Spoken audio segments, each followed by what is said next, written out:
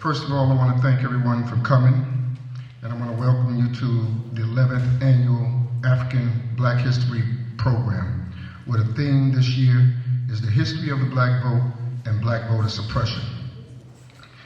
The purpose of this program is that we try our best to educate our community as a whole, and particularly the African American community in the city of Passaic.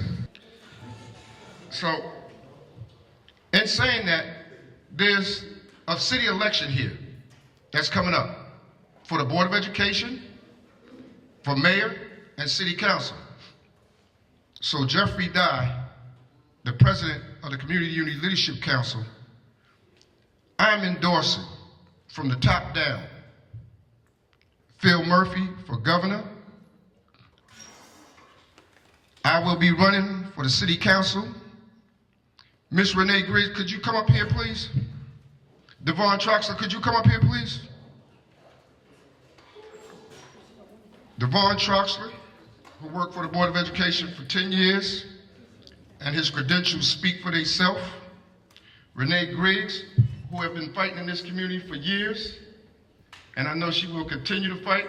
Both these candidates is running for the Board of Education.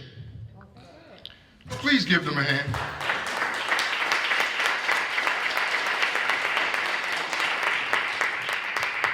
And I say give them a hand because of the reason it's not easy.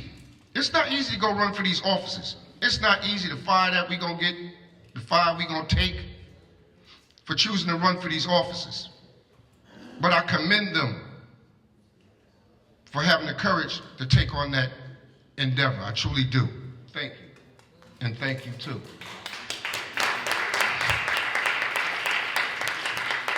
I'm not going to say I'm going to keep running for city council, but I'm going to say this, I'm going to keep fighting for this community. I really am.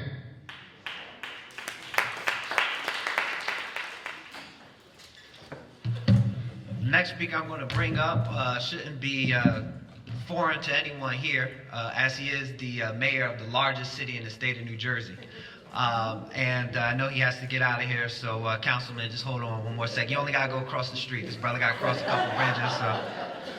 I'm learning. Yeah, you're learning. Mayor Baraka was first elected in 2014 for New Jersey's, becoming the 40th mayor of New Jersey's largest city of Newark. He was previously a two-term member of the Municipal Council in the city of Newark and principal of Newark Central High School. As a native Newarker, Mayor Baraka is the son of poet and activist Amiri and Amina Baraka, and an acclaimed poet in his own right. If anybody has ever heard the Miseducation of Lauryn Hill album, you notice that the teacher featured on all of the vignettes is none other than our good friend, great Mayor Baraka. Mayor Baraka has taken on very aggressive stances as it relates to New Jersey's control over the Newark public school system, and with that also Patterson, Jersey City, and Camden, so we thank him for supporting us in that, as well as very serious stances against police brutality, gang violence, and most importantly, he is committed to ensuring that the city of Newark, both in its government as well as the businesses that come to the city, reflect the interests of the residents of the city of Newark. He is very committed to ensuring that Newark's future is understanding of Newark's past and takes into consideration the people who helped Newark get to where it is today. So with that being said, we're very fortunate and privileged to have with us Mayor Baraka.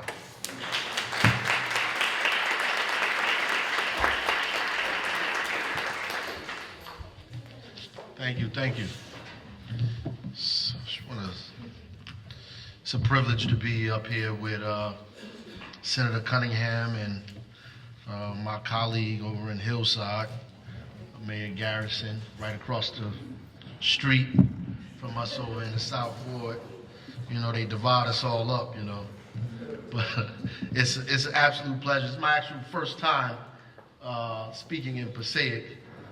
So it is a pleasure to be able to address you. I know that the brother has tried to get me out here several times, and he will not let up. So You come out your door, he's standing outside. The guy is ridiculous, this guy, man. You hang out by your car. Make sure but it's a good thing. That's the kind of spirit you need, though. In order to get what you deserve and what you need, you'd have to have that kind of determination, particularly in the time that we're in now. And I'm not going to be long. I know you have a lot of people here, but I think that, I want to thank you for giving me the opportunity to speak on an issue that I believe is not only timely, but incredibly crucial, understanding our journey here in America and Western democracy and why we are even in this predicament presently with this president of the United States, and how much work we must do or how far we've been set back because of this gentleman. I've listened to people who say, let's give him a chance, and I'm trying to figure out what they're trying to give him a chance to do. I am from Newark, and usually when people run up on you, you don't give them a chance to hit you first. You have to defend yourself immediately, or you will find yourself in trouble. So I don't know what we are waiting to give him a chance to do, particularly since he's already shown us what he's interested in doing. And so what we should be really trying to do is figure out how we're going to defend ourselves. It's also important that we get out of our head this idea of American exceptionalism. I think that some of us, even as elected officials, we buy into this concept that there's something particularly exceptional about where we are as opposed to other places, or that automatically justice and democracy is synonymous with American capitalism. And that is absolutely not the facts. As a matter of fact, when the colonies were celebrating their Declaration of Independence or declaiming their natural right to be free in 1776, there were 500,000 slaves in the colonies at that time. So America wasn't automatically organized around justice and freedom and equality and democracy, though the Declaration of Independence stated that all men were created equal. We have to understand at that time we weren't considered men. We didn't come here looking for jobs. We wasn't a part of the huddled masses that was yearning for freedom, and we didn't come looking for religious or escaping religious persecution. We didn't come looking for gold. As a matter of fact, we were the gold. We came here at the bottom of a ship as property. And our road here has been filled, as the song said, with chastening rods, with broken necks on poplar trees, with dead babies under church pews and bodies drenched from the bottom of rivers. Our road has been filled with humiliation and beating and murder. The price we've paid and continue to pay for American democracy has been extremely expensive for us. And we're still trying, after all these years, to cash what King pointed out in the March on Washington, a check that has been marked insufficient funds. We're still trying to collect on a promise that America made long ago, and we forget that that promise was never made to us. We had to first establish our humanity, then our citizenship, and later die so we could vote in this country that we didn't ask to come to. In fact, I was on the internet the other day, and it's getting really crazy on social media. Somebody said that I should go back where I came from. And I had to remind them that they brought me here. And if you didn't want me here, they should never have brought me here. So I had to make it clear to them that we came here as a commodity, like a bull or a horse or a sheep. Our humanity was in question. And even almost 200 years later, after Dred Scott's decision proclaimed that we were actually property, that we had no rights they were bound to respect, that we couldn't even sue them because your property can't sue, that we're still in 2016 and 17 being challenged because we're saying that our lives matter. That we're still saying that we're human beings, that we're flesh and blood, that we have a right to be free, that we're actually people, that we're saying that is being challenged, that it actually hurts people to hear folks say that Black Lives Matter. If you are a debater, or if you took English or logic or reasoning in any sense, you would know that to say Black Lives Matter is really saying all lives matter, that all lives can't matter if Black lives don't matter, right? So when you say Black Lives Matter, you're actually saying all lives matter, because the lives that have been excluded from all was Black. Because all the other lives has already been included in all. We've been excluded from the all, so when we say Black Lives Matter, we're just telling you that the Constitution actually applies to us as well, that the Declaration of Independence, those words that you say in there, apply to us as well, that when you declare freedom and justice and equality, that it also applies to us as well. So when you say Black Lives Matter, you're actually putting an exclamation point on all lives matter. Now, I've been given the task to try to trace our voter history and this, kind of repression. This is an incredible idea on its face. The idea that property could not even sue would argue for the right to vote. That first, a war for our humanity had to be fought in this country, because ultimately, as Frederick Douglass suggested, that with brave men, there's always a remedy for oppression. In the first Civil Rights Act was in 1866.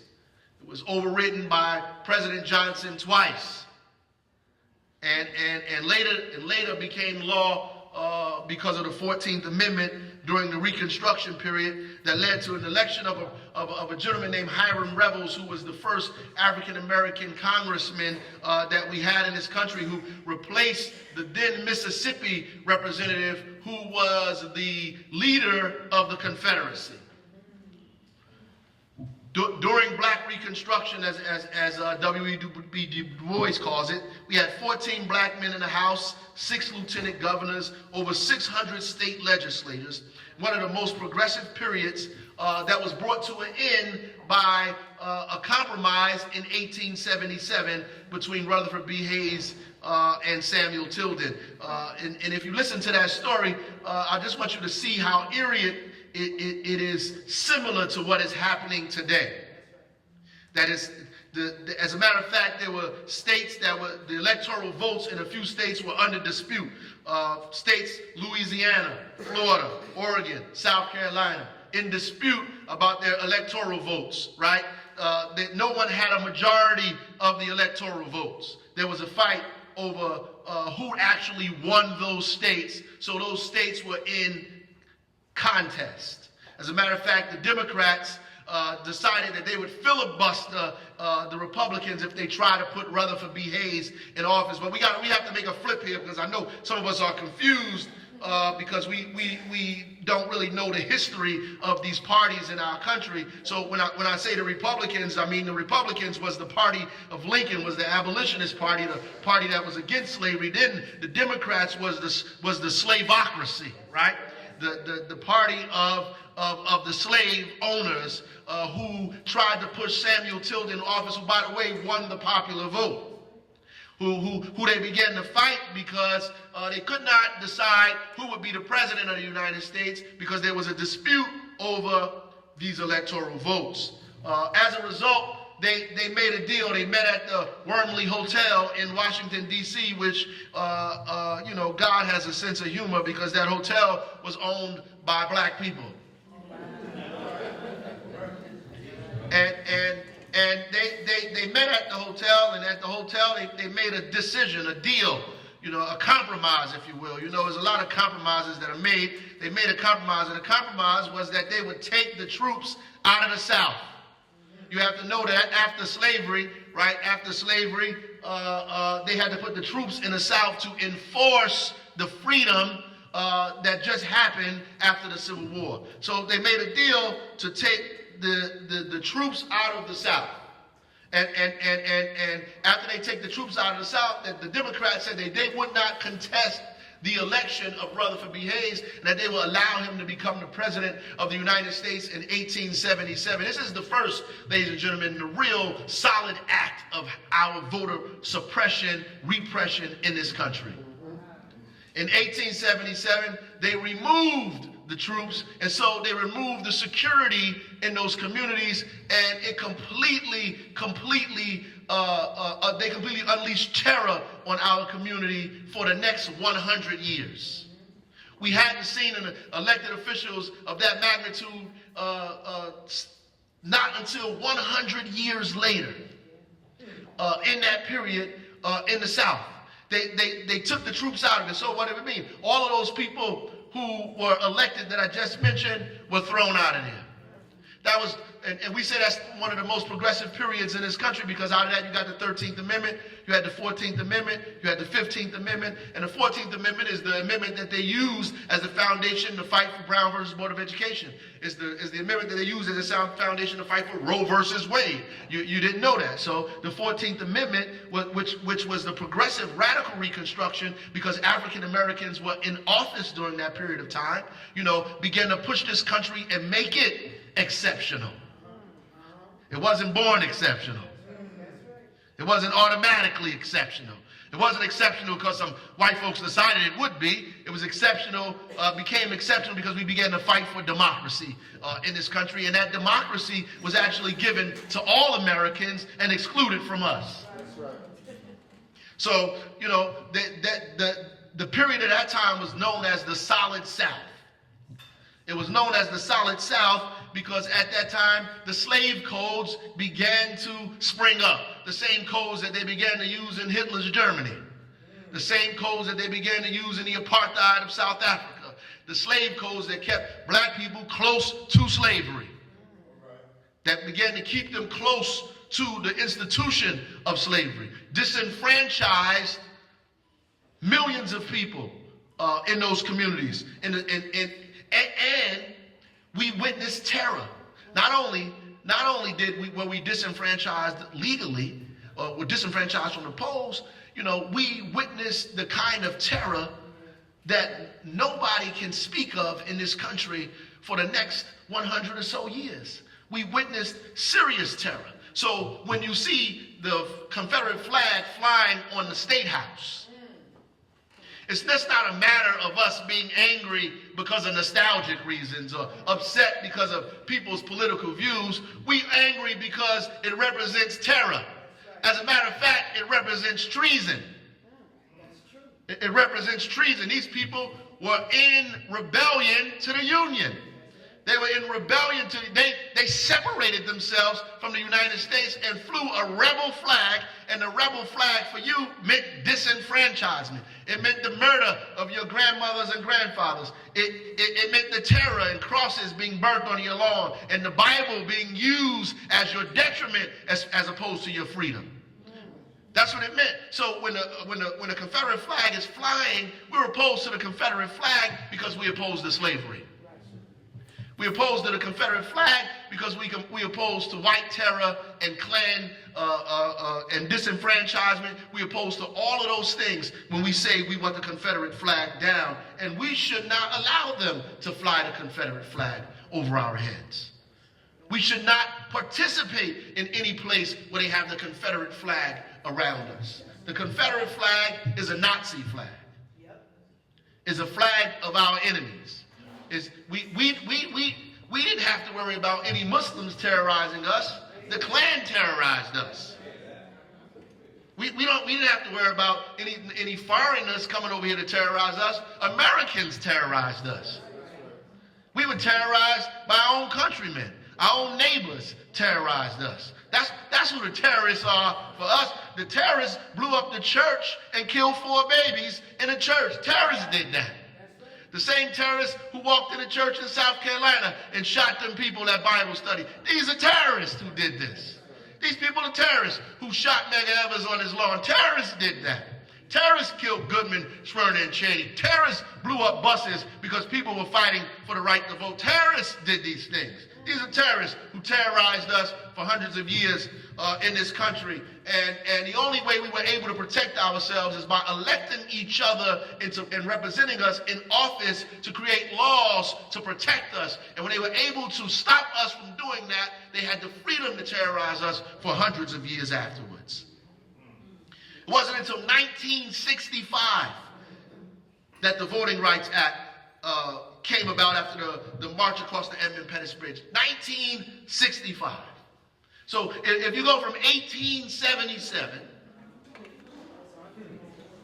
to 1965, you were disenfranchised legally in this country. That's what you need to understand. And one of the most important parts of that law was Section 5 of the Voting Rights Act, and that was the pre-clearance law. The pre-clearance law said that there were people who purposefully and deliberately disenfranchised people from voting. There were states and counties that did this deliberately. And in order for them to change the procedure around voting, they had to get cleared or pre-cleared first by the courts. In order to change, the rules around voting, they had to get a clearance. Now, there's a section of it that's called 4B that actually lists the states and the counties that were notorious in these places. And I'll tell you a few of them, and you probably know them without even me naming them for you.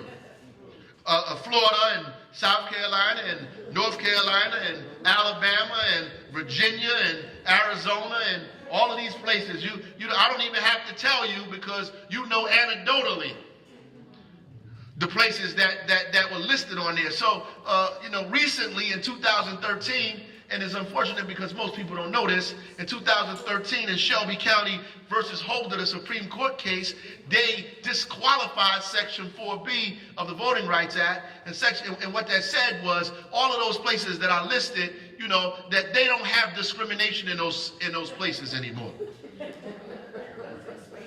There is no discrimination there. There's no racism there. There's no need to have any kind of pre-clearance there. So we need to get rid of that. We are violating these people's constitutional rights by forcing them to go to court to get the permission to fix the voting rights in their counties and states. So when they got rid of 4B of the Voting Rights Act, Section 5 became useless around pre-clearance. So now they've begun to make these laws to make it difficult for you to vote. And in fact, some people the same day,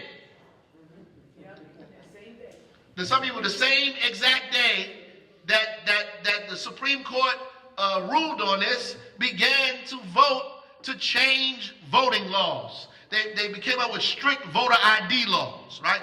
Some places they made you prove you was a citizen of the United States.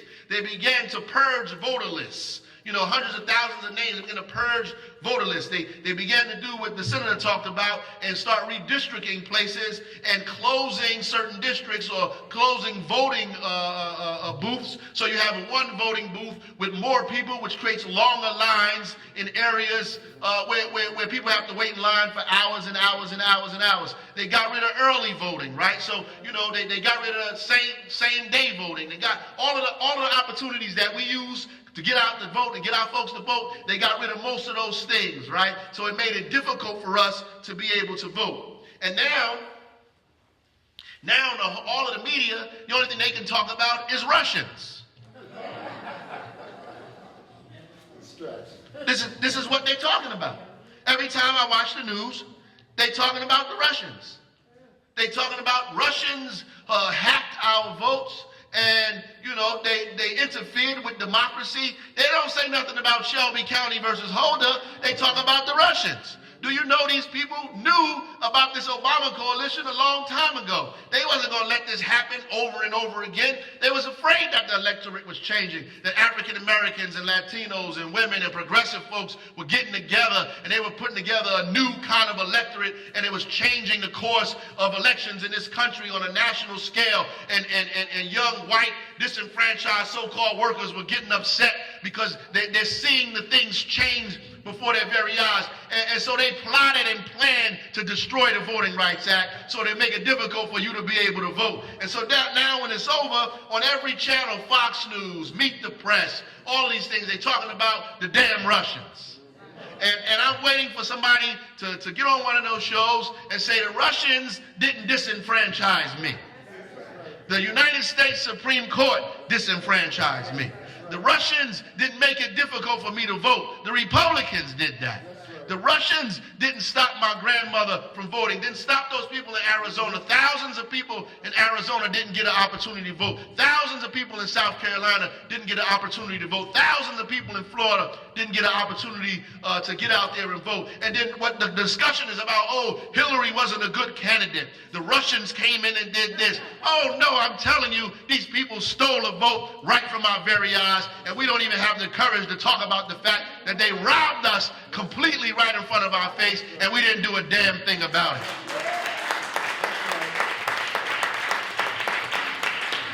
That's exactly what they did. They bamboozled us. They plotted this from the very beginning. And because we couldn't organize the people in our community, because we were too busy fighting each other, we couldn't prepare each other to fight what they were doing. We didn't warn each other that this was happening. We didn't have the masses together. Now we all out here distraught. We all upset that they're violating our rights. They disenfranchised us yet again. Yet again. And now even our leaders are talking about, I see leaders on the internet talking about the Russians. The Russian hackers, national leaders. Even if you believe that Russians were involved in it, I ain't seen no Russians.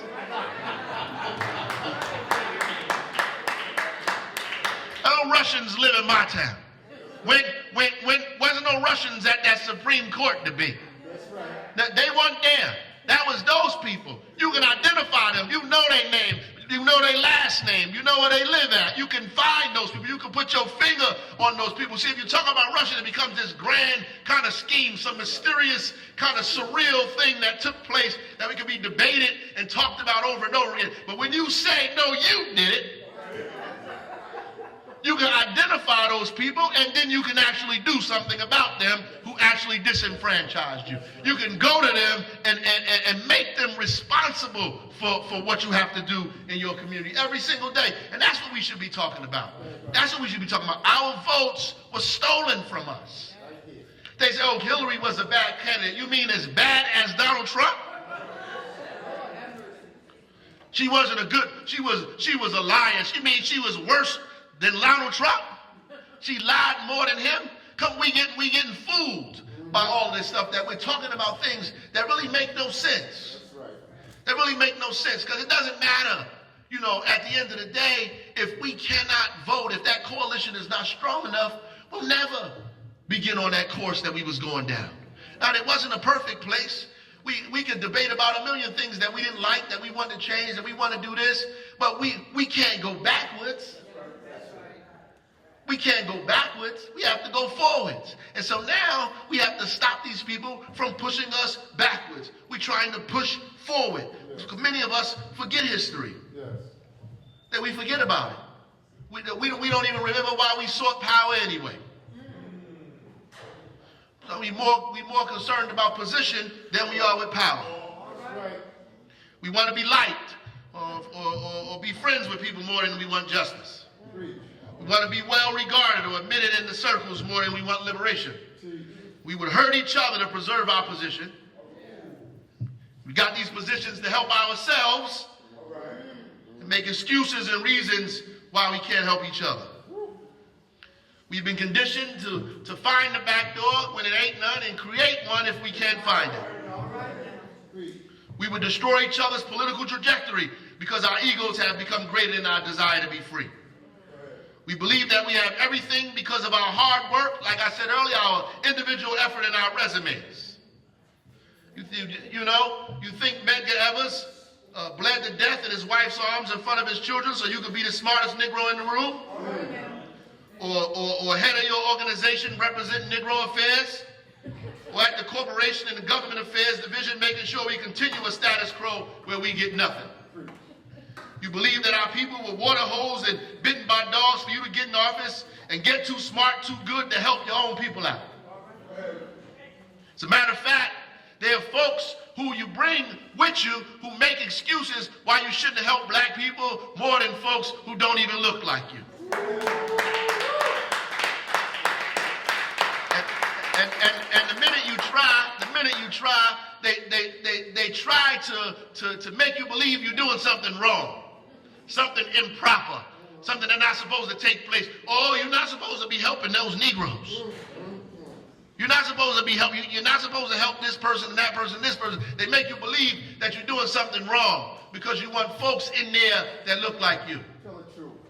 That's a fact. And most of those people look like us. Meanwhile, we being disenfranchised. Some 50 years later, we still doubly unemployed.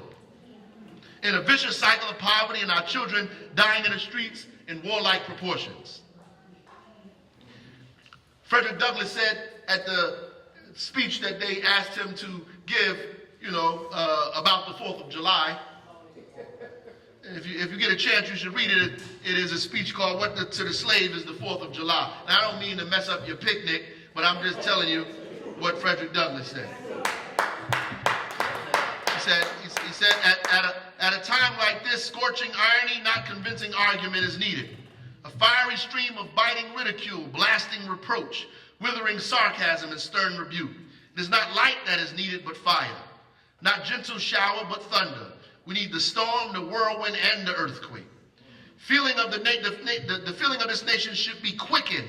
The conscience of this nation should be roused. The hypocrisy must be exposed, and the crimes against God and man proclaimed and denounced. This is Fred Douglass, and these are the things that we need to be doing today. Yes. This is exactly what we need to be doing right now. Our right to be free is as natural as our desire to breathe. Our inclination to stand up is as common as the changing seasons. Your frustration with stagnation and indifference is normal. Everything in this universe moves and works for its own good, and so should you. Our expression and fight for the vote to obtain power in our hands is not only a right, it is as critical as self-preservation. When people say we can sit this one out, or we are not voting out of protest, it's like not reading because they didn't give you a good book. People say, oh, I'm not going to vote because I don't like the people they put before me, so I'm not going to vote. That's like saying I'm not going to read because I don't like the books that they gave me to read. If they don't have books that tell your stories, you must write your own. That's right. If you can't find pictures that depict your beauty, paint your own pictures. If there are no candidates that represent you, then you develop your own. But never use the oppressor as an excuse to be oppressed.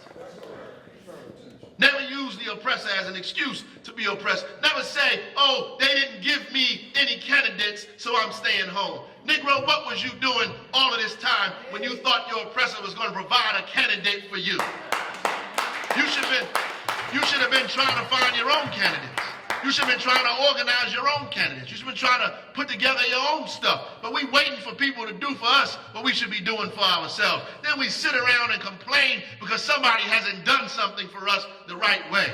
We fight for democracy, but we also fight for self-determination. You have a right to pick whatever you want to pick. You have a right to draw a picture with your face on it, with your nose big, and your hair kinky, and your lips broad. You have the right to declare yourself as beautiful. You have the right to stand up. You have the right to sing your own songs and write the songs that you want to sing. You have the right to read the books you want to read. And if those books don't exist, then you have the right to write your own. And if they don't sell the books in the stores that you want to buy, then you need to build your own store and sell the books out of your own store to the people that you want to buy it from. If they ain't cooking the food that you like, then you need to cook your own food. And if the recipes ain't there, you need to create your own recipes to cook your own food. And if the farms don't exist to grow the food that you like, then you need to get your own farm and grow your own food and sell it in your own store and build your own recipes and cook your own damn food. But don't wait for other people to do things for you and then get upset when they don't provide for you what you think is going to help you get free. don't sit around and complain about everybody is not doing this, or he's not doing that, or they're not fighting the way I need to fight. Devin, get up and fight for yourself. Say something for yourself. Speak for yourself. Then you organize yourself. You put yourself in an organization and you organize yourself. That's what you do. You don't sit around and point fingers at other people's organizations. You're either going to get in the organization or you're going to build your own organization. But you don't sit back and complain that other people's organizations aren't doing what you want them to do. You organize them. You can't complain that other people are organizing your parents. You organize your own parents. You can't say, oh, the people in our neighborhood, the people aren't organized the way we want them to do. They're not doing what we want them to do. Then get out there and make them do what you want them to do. Then you organize them. You knock on those doors. You talk to those people and you get them to do for themselves. Because if they don't do for themselves, everything that'll happen will be against them. Then you'll have no choice. Then your leaders will wind up being with people who not for you, who not for them. And then they'll complain, I can't be with the people because the people are not organized. They're not organized because you didn't organize them.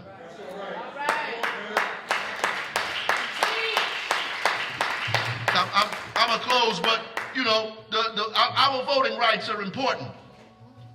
We got to preserve our voting rights, and whatever we need to do to reverse what happened in Shelby County versus Holder, we need to be organizing to do, because that is still the law. And in the next election, people talking about 2020, people will still be disenfranchised in 2020. And until we challenge these people in court and challenge them wherever we can, we will continue to be disenfranchised. And the Obama coalition that they're talking about, if you hear the news station, they say, oh, the Obama coalition didn't work. Well, that's not true. The Obama coalition elected him twice. Twice in the middle of the most backward and the most vile levels of hatred that this country has seen since Reconstruction. So that all of the death threats and the things that were happening, he got elected twice. And so they had to make sure that it never happened again. And they decided that it would never happen again the same way they made a deal in Hayes and Tilden to pull those troops out of the South. They made a deal and got that Supreme Court to destroy Section 4B of the Voting Rights Act, to disenfranchise hundreds and thousands of voters around this country. And now you got a fool, a nut, as the President of the United States, somebody who's crazy, as a matter of fact. Not only is he racist, but he's also ignorant. And it's nothing worse than a racist, but an ignorant racist. And you got an ignorant racist running the country, the most vile and backward and dangerous person this country has ever could imagine, become the President of the United States. And we say, give him a chance. I say, run him the heck out of here, and run him out of here as quickly as we can. God bless you.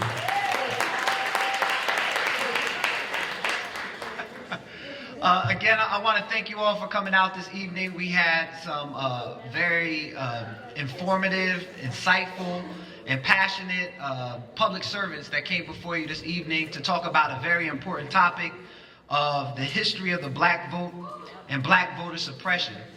And there's a couple things that I just wanted to add on to it that will help you to better inform your constituents. Because even though you may not have a title of mayor or councilman or freeholder or a senator, you still are a leader in your community, and you still have a constituent base. I don't care if it's your husband or your wife and your children, you're still a leader in that household, and you have your own constituents that you need to answer to as well.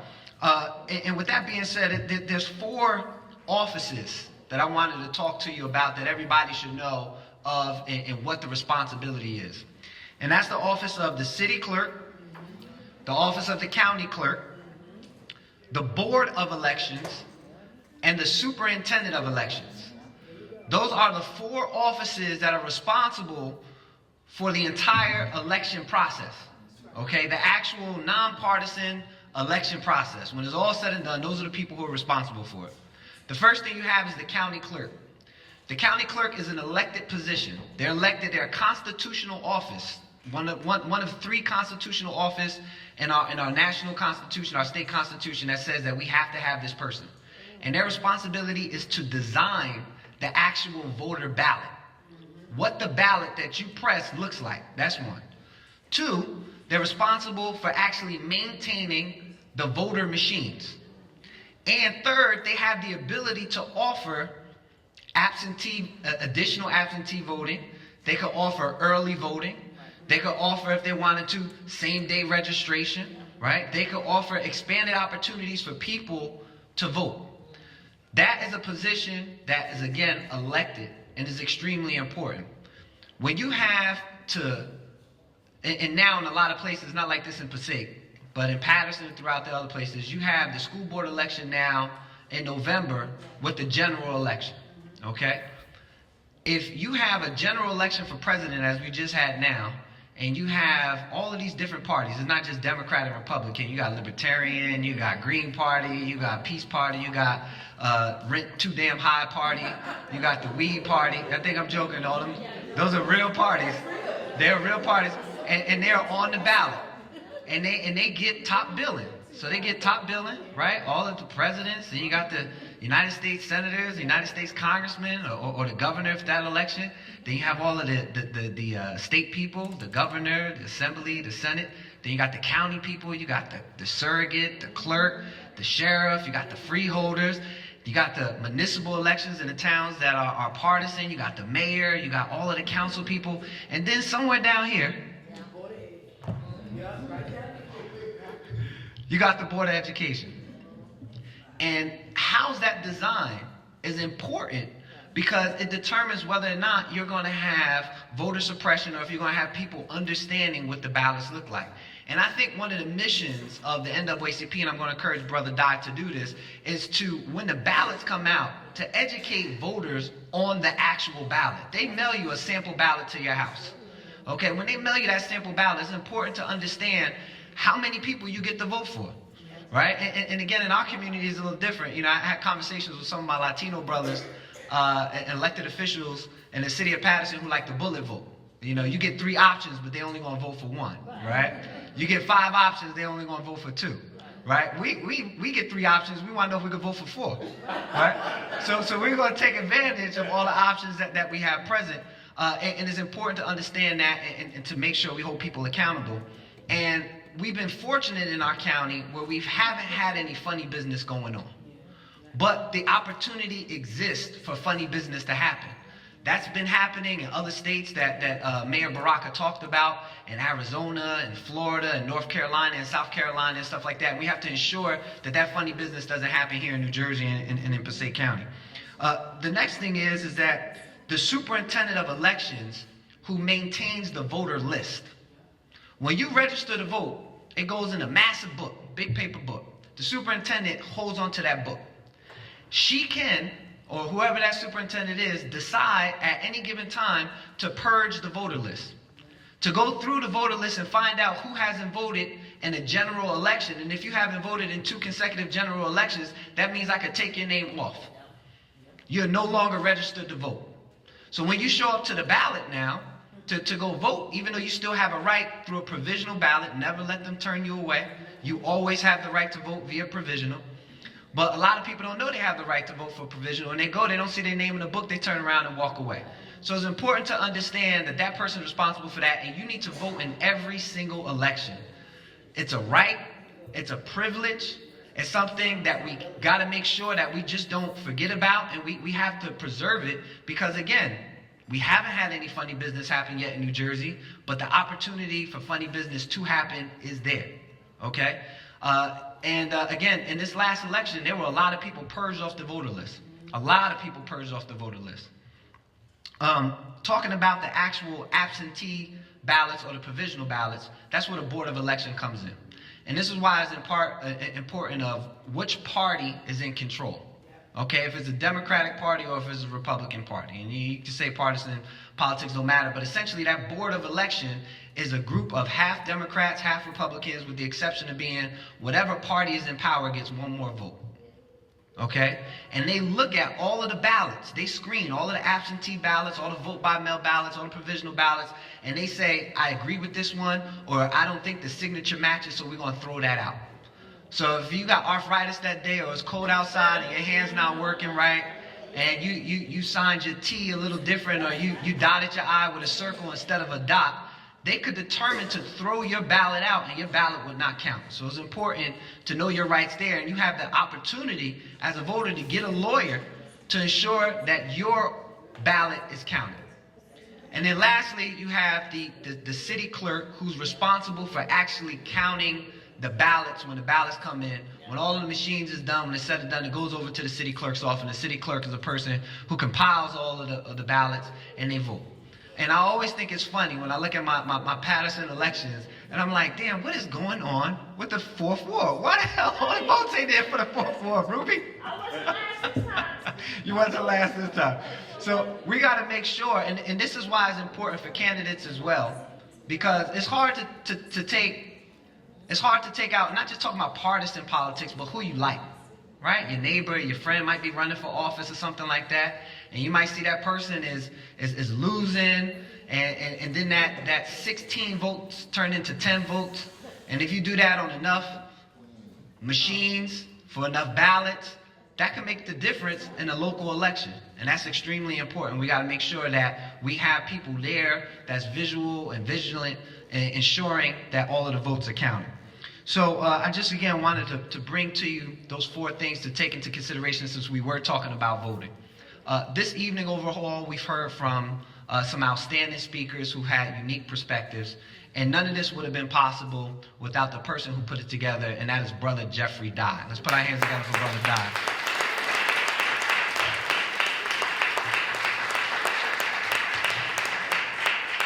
Council President McCoy talked about that you might not always agree with a person. Now, I probably agree with Jeffrey maybe 10% of the time. Maybe 10. The other 90%, I can't say that I agree with this brother. But at the end of the day, I understand whether or not I agree with him at the start of the day and at the end of the day that is my brother. And I am my brother's keeper. And his interests are my interests. Okay, and if he's being done dirty, then I'm being done dirty. And our community is being done dirty. So that means we need to stand up for each other when it comes to things like that. Even though I might not support him 100% of the time, he is always and will always be my brother.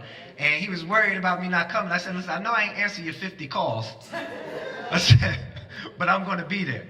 So that being said, let's please put our hands together for the man who made this all possible, Brother Jeffrey Dye, President of the Passaic NAACP.